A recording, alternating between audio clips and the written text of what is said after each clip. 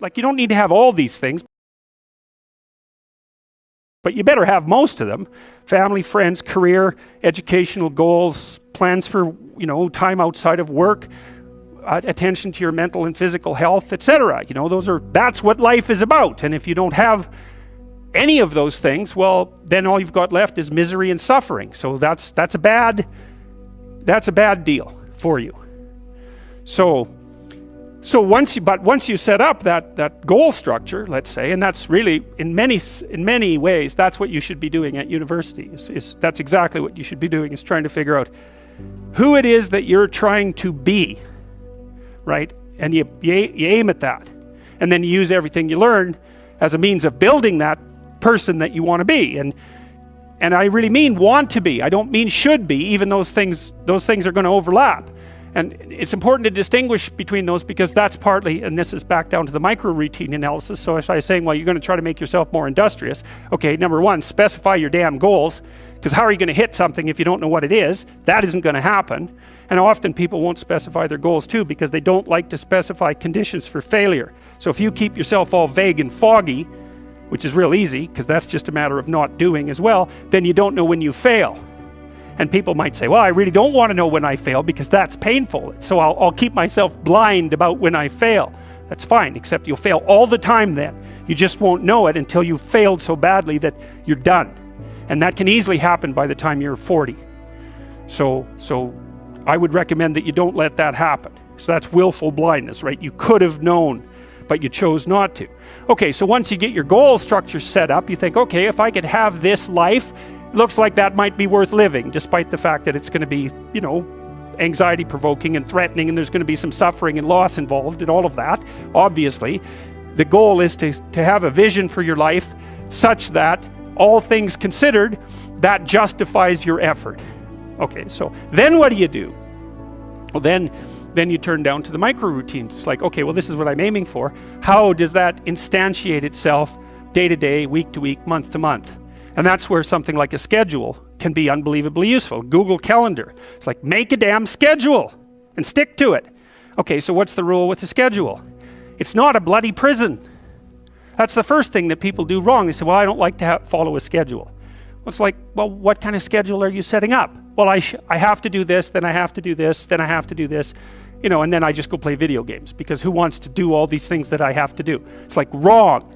Set the damn schedule up so that you have the day you want. That's the trick. It's like, okay, I've got tomorrow. If I was going to set it up so it was the best possible day I could have, practically speaking, what would it look like?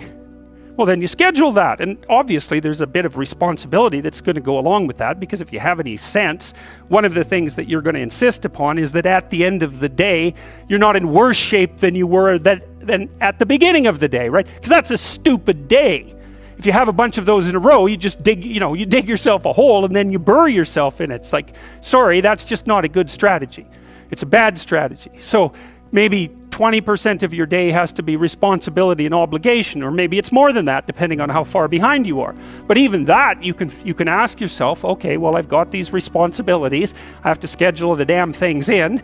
What's the right ratio of responsibility to reward? And you can ask yourself that, just like you'd negotiate with someone who is working for you. It's like, okay, you got to work tomorrow. Okay, so I want you to work tomorrow. And you might say, okay, well, what are you going to do for me that makes it likely that I'll work for you? Well, you could ask yourself that, So maybe you do an hour of responsibility and then you play a video game for 15 minutes. I don't know, whatever turns your crank, man. But, you have to negotiate with yourself and not tyrannize yourself. Like you're negotiating with someone that you care for, that you would like to be productive and have a good life. And that's how you make the schedule. It's like, and then you look at the day and you think, well, if I had that day, that'd be good. Great. And you're useless and horrible, so you'll probably only hit it with about 70% accuracy, but that beats the hell out of 0, right? And if you hit it even with 50% accuracy, another rule is, well, aim for 51% the next week, or 50.5% for God's sake, or because you're going to hit that position where things start to loop back positively and spiral you upward. And so that's one way that you can work on your conscientiousness, is plan a life you'd like to have. And you do that partly by referring to social norms. That's more or less rescuing your father from the belly of the whale. But the other way you do that is by having a little conversation with yourself about, as if you don't really know who you are, because you know what you're like. You won't do what you're told. You won't do what you tell yourself to do. You must have noticed that. It's like you're a bad employee and a worse boss, and both of those work, for you. You don't know what you want to do, and then when you tell yourself what to do, you don't do it anyways. You should fire yourself and find someone else to be. But my point is that you have to understand that you're not your own servant, so to speak. You're someone that you have to negotiate with, and you're someone that you want to present the opportunity of having a good life to. And that's hard for people because they don't like themselves very much. So, they're always like cracking the whip and then procrastinating, and cracking the whip and then procrastinating. And it's like, God, it's so boring and such a pathetic way of spending your time. And you know what that's like, because you probably waste like 6 hours a day. And I think we did an economic calculation about that a while back, right? Your time's probably worth $50 an hour, something like that. I mean, you're not getting paid that now, but you're young, and so this is investment time, and what you do now is going to multiply its effects in the future. So let's say it's $50 an hour, which is perfectly reasonable. So if you waste 6 hours a day, and you are, then you're wasting about $2,000 a week, or about $100,000 a year. So go ahead, but that's what it's costing you every hour. And you need to know what your damn time is worth. So let's say it's not $50, it's 30, whatever. Maybe it's 100, it's somewhere in that range. One of the things you should be asking yourself is, when you spend an hour, was that, would have I paid someone $50 to have had that hour? And if the answer is no, it's like, maybe you should do something else with your time. And it depends on whether or not you think that your time's worthwhile. But the funny thing about not assuming that is, if you assume your time isn't worthwhile, what happens is you don't just sit around sort of randomly in a state of responsibility-less bliss. What you do is you suffer existentially. And so that seems like a stupid solution. If you take people, and I've told you this, and you expose them voluntarily to things that they are avoiding and are afraid of, that they know they need to overcome in order to meet their goals, their self-defined goals. If you can teach people to stand up in the face of the things they're afraid of, they get stronger. And you don't know what the upper limits to that are, because you might ask yourself, if for 10 years, if you didn't avoid doing what you knew you needed to do, by your own definitions, right, within the value structure that you've created, to the degree that you've done that, what would you be like? Well, there are remarkable people who come into the world from time to time, and there are people who do find out over decades-long periods what they could be like if they were who they were, if they spoke their being forward. And they get stronger and stronger and stronger, and we don't know the limits to that. We do not know the limits to that. And so you could say, in part, perhaps the reason that you're suffering unbearably can be left at your feet, because you're not everything you could be, and you know it. And of course, that's a terrible thing to admit, and it's a terrible thing to consider, but there's real promise in it, right? Because it means that perhaps there's another way that you could look at the world, and another way that you could act in the world, so what it would reflect back to you would be much better than what it reflects back to you now. And then the second part of that is, imagine that many people did that, because we've done a lot as human beings. We've done a lot of remarkable things, and I've told you already, I think before, that today, for example, about 250,000 people will be lifted out of abject poverty, and about 300,000 people attached to the electrical power grid. We're lifting people out of poverty collectively at a faster rate that's ever occurred in the history of humankind by a huge margin. And that's been going on unbelievably quickly since the year 2000. The UN had planned to have poverty between 2000 and 2015, and it was accomplished by 2013. So there's inequality developing in many places, and you hear lots of political agitation about that. But overall, the tide is lifting everyone up, and that's a great thing. And we have no idea how fast we could multiply that if people got their act together and really aimed at it. Because, my experience is with people that we're probably running at about 51% of our capacity. You can think about this yourselves. I often ask undergraduates how many hours a day you waste, or how many hours a week you waste. And the classic answer is something like 4 to 6 hours a day. Inefficient studying, watching things on YouTube that not only do you not want to watch, that you don't even care about, that make you feel horrible about watching after you're done. That's probably 4 hours right there. You think, that's 25 hours a week, it's 100 hours a month, that's 2.5 full work weeks, it's half a year of work weeks per year. And if your time is worth $20 an hour, which is a radical underestimate, it's probably more like 50 if you think about it in terms of deferred wages. If you're wasting 20 hours a week, you're wasting $50,000 a year. And you are doing that right now. And it's because you're young, wasting $50,000 a year is a way bigger catastrophe than it would be for me to waste it, because I'm not going to last nearly as long. And so if your life isn't everything it could be, you could ask yourself, well, what would happen if you just stopped wasting the opportunities that are in front of you? You'd be who knows how much more efficient, 10 times more efficient, 20 times more efficient. That's the Pareto distribution. You have no idea how efficient people get. It's off the charts. Well, and if we all got our act together collectively and stopped making things worse, because that's another thing people do all the time, not only do they not do what they should to make things better, they actively attempt to make things worse because they're spiteful or resentful or arrogant or deceitful or homicidal or genocidal or all of those things all bundled together in an absolutely pathological package. If people stopped really, really trying just to make things worse, we have no idea how much better they would get just because of that. So there's this weird dynamic that's part of the existential system of ideas between human vulnerability, social judgment, both of which are major causes of suffering, and the failure of individuals to adopt the responsibility that they know they should adopt. And that's the thing that's interesting too, is that, and like another thing I've often asked my undergraduate classes is, you know, there's this idea that people have a conscience.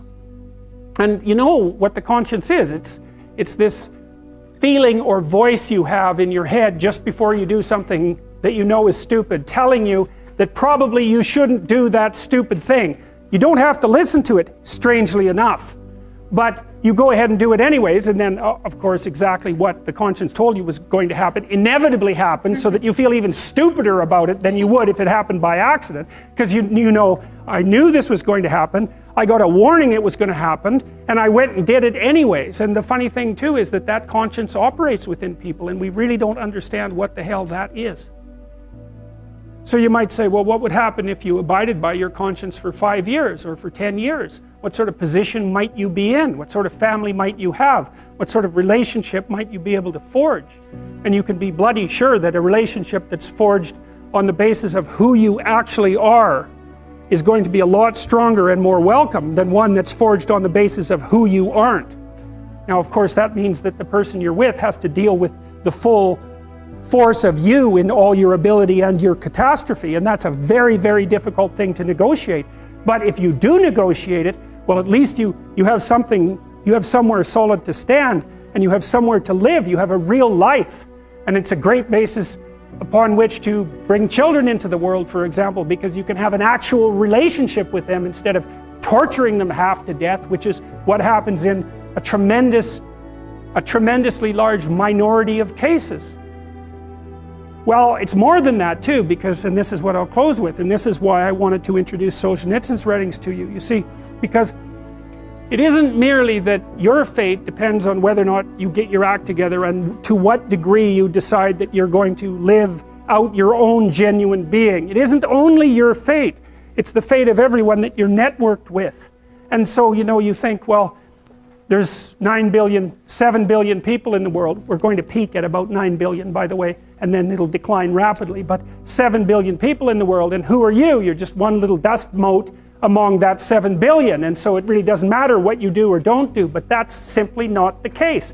It's the wrong model, because you're at the center of a network. You're a node in a network. Of course, that's even more true now that we have social media. You'll know 1,000 people, at least over the course of your life, and they'll know 1,000 people each, and that puts you one person away from 1 million, and 2 persons away from 1 billion. And so that's how you're connected, and the things you do, they're like dropping a stone in a pond. The ripples move outward, and they affect things in ways that you can't fully comprehend, and it means that the things that you do and that you don't do are far more important than you think. And so if you act that way, of course, the terror of realizing that is that it actually starts to matter what you do, and you might say, well, that's better than living a meaningless existence. It's better for it to matter. But I mean, if you really asked yourself, would you be so sure if you had the choice? I can live with no responsibility whatsoever. The price I pay is that nothing matters. Or I can reverse it and everything matters. But I have to take the responsibility that's associated with that. It's not so obvious to me that people would take the meaningful path. Now when you say, well, nihilists suffer dreadfully because there's no meaning in their life and they still suffer. Yeah, but the advantage is they have no responsibility. So that's the payoff, and I actually think that's the motivation. Say, well, I can't help being nihilistic. All my belief systems have collapsed. It's like, yeah, maybe. Maybe you've just allowed them to collapse because it's a hell of a lot easier than acting them out. And the price you pay is some meaningless suffering, but you can always whine about that and people will feel sorry for you, and you have the option of taking the pathway of the martyr, so that's a pretty good deal, all things considered.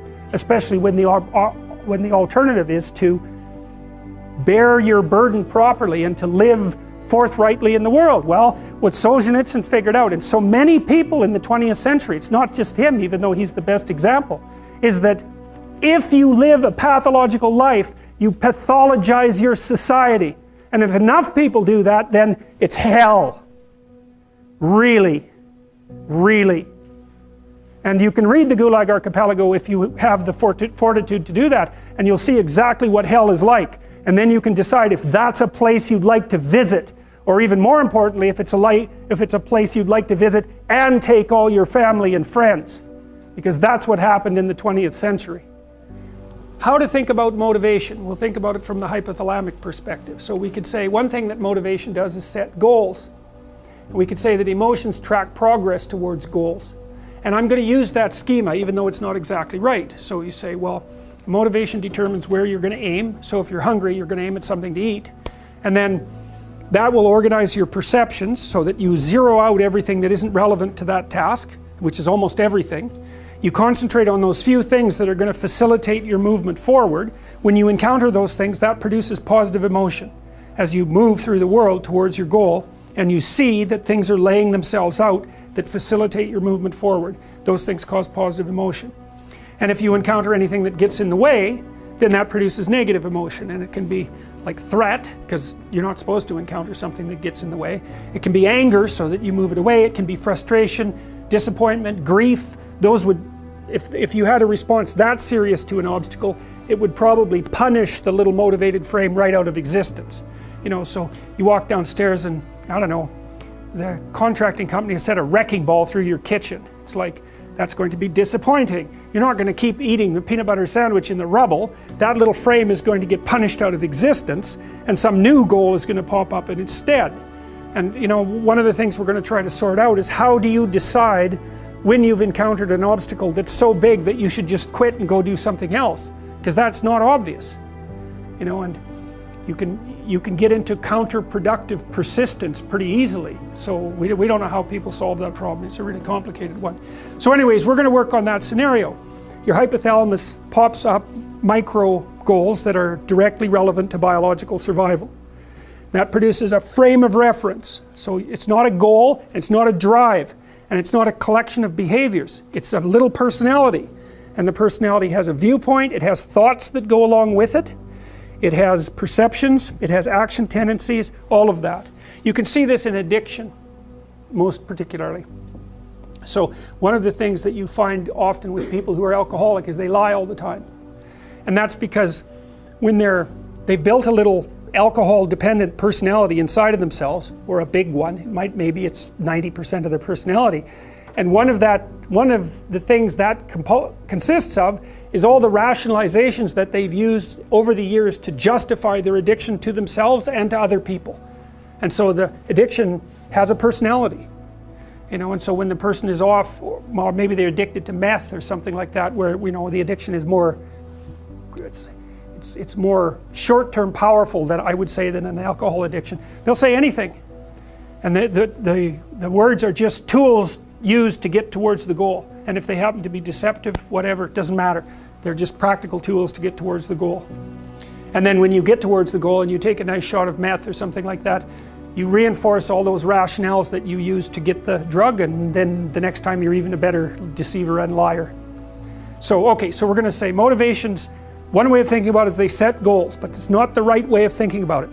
They produce a whole framework of interpretation. And so we're going to think about that framework of interpretation. And then emotions emerge inside of that. So that's it. So the world is framed, motivation, set, goals. You could say the world has to be framed. So motivation sets that frame. Goals, emotions, perceptions, and actions. And then actions track progress. So positive emotion says you're moving forward properly towards your goal. And if you encounter something you don't expect, you stop. That's anxiety. It's like, oh, we're not where we thought we were. And so we don't know what to do. So we should stop because we don't know where we are or what we're doing. Stop, frozen. And then the more powerful negative emotions like pain, they might make you get out of there. So emotions, forward, stop, reverse. That's your emotions within that motivated frame. So, and that's another example of how your mind is embedded in your body. Your emotions are like they're offshoots of action tendencies. That's the right way to think about it. Because action is everything, fundamentally. So what are some basic motivations? Most of these are regulated by the hypothalamus, by the way, and that tells you just how important a control system it is. The other thing that's useful to know about the hypothalamus is that it has projections going up from it that are like tree trunks, and inhibitory projections coming down that are like grapevines. So you can kind of control your hypothalamus as long as it's not on too much, but if it's on in any serious way, it's like it wins. So partly what you do to stop yourself from falling under the dominion of your hypothalamus is to never ever be anywhere where its action is necessary, right? You don't want to go into a biker bar because you might find yourself in a situation where panicked defensive aggression is immediately necessary. You probably don't want that. You don't want the panic, you don't want the terror, you don't want the frenzied fight, you don't want any of that. You don't want to have to run away in absolute panic. So you just don't go there. And a huge part of how we regulate our emotions is just by never going anywhere where we have to experience them. And so that has very little to do with internal inhibitory control and everything to do with staying where you belong. The Myth of Mental Illness by Thomas Szasz, S-Z-A-S-Z. It's a classic. You should read it. If you're interested in psychology, read it. Like, it's a classic. And he basically said, most people have problems in living, they don't have psychological problems. And so I've experienced, despite my love for the psychoanalysts, very frequently what I'm doing as a therapist is helping people have a life that would work. You know, and you can parameterize that. It's like, what do you need? How about some friends? That people kind of like that. How about an intimate relationship with someone that you can trust, that maybe has a future? That'd be good. How about a career that puts you in a dominance hierarchy somewhere, so at least you've got some possibility of rising, some possibility of stabilizing yourself, and a schedule and a routine, because no one can live without a routine. You just forget that. If you guys don't have a routine, I would recommend, like, you get one going, because you cannot be mentally healthy without a routine. You need to pick a time to get up. Whatever time you want, but pick one and stick to it, because otherwise you dysregulate your circadian rhythms and they regulate your mood. And eat something in the morning. I've had lots of clients who've had anxiety disorders. I had one client who was literally starving. Very smart girl. There's very little that she liked. She kind of tried to subsist on like half a cup of rice a day. She came to me and said, I have no energy. I come home, all I want to do is watch the same movie over and over. What, like, is that weird? And I thought, well, it depends on how hard you work. You know, it's a little weird, but whatever. It's familiar. You're looking for comfort. So I did an analysis of her diet. It's like 3/4 of a cup of rice. It's like, you're starving. Eat something. You know, you'll feel better. So she modified her diet and all her anxiety went away and she had some energy. It's like, yeah, you gotta eat. So a schedule, that's a good thing, man. Your brain will thank you for it. It will stabilize your nervous system. With a bit of a plan, that's a good thing. You need a career, you need something productive to do with your time. You need to regulate your use of drugs and alcohol, most particularly alcohol, because that does in a lot of people. You need a family, like the family you have, your parents and all that. It'd be nice if you all got along, you could work on that, that's a good thing to work on, and then, you know, you probably need children at some point, and that's life.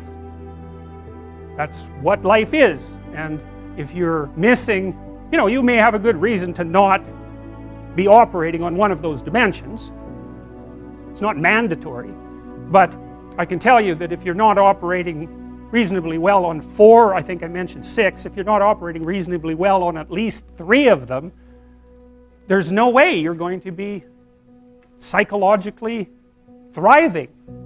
And that's more pragmatic in some sense than psychological, right? Human beings have a nature, there's things we need. And if we have them, well, that's good. And if we don't have them, well, then we feel the lack.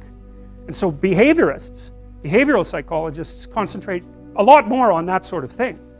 You know, it's practical. It's like strategizing. Make a career plan. Figure out how to negotiate, because that's bloody important. Figure out how to say what you need. Figure out how to tell the truth to people. Figure out how to listen to your partner in particular, because if you listen to them, they will actually tell you what they want, and sometimes you can give it to them and maybe they'll return the favor, and if you practice that for like 15 years, well, then maybe you're constantly giving each other what you want. Well, hooray, that would be good. And then there's 2 of you under most circumstances, and it's better to have 2 brains than 1, because people think differently because of their temperament mostly. And so the negotiation is where the wisdom arises, and it's part of the transformation, the psychological transformation that's